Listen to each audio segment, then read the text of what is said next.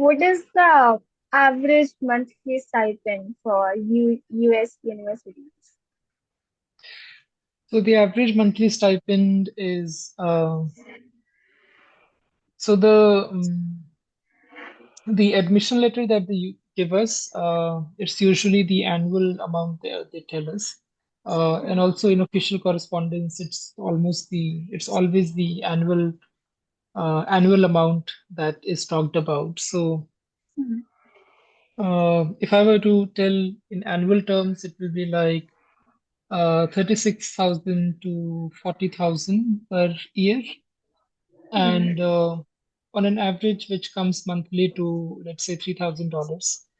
Uh, at this point, even $3,000 is slightly on the higher end.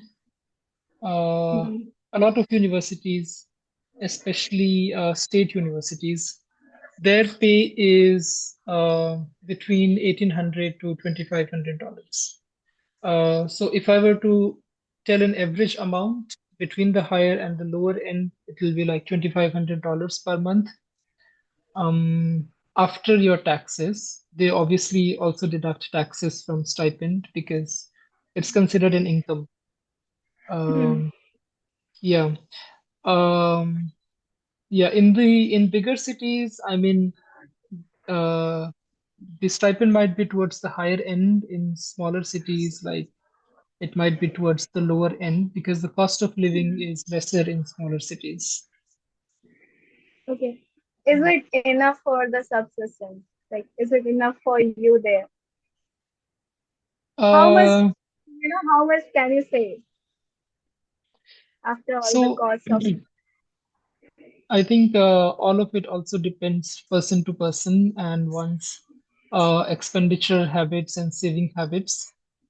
Hmm. Um, so I think your tuition costs are covered uh, in the scholarship that you get, so you don't have to usually worry about that.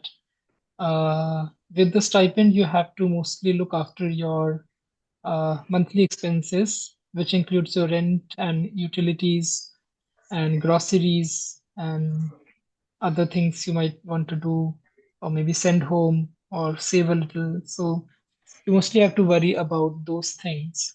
Um I think one can get their things done in the amount that is currently there.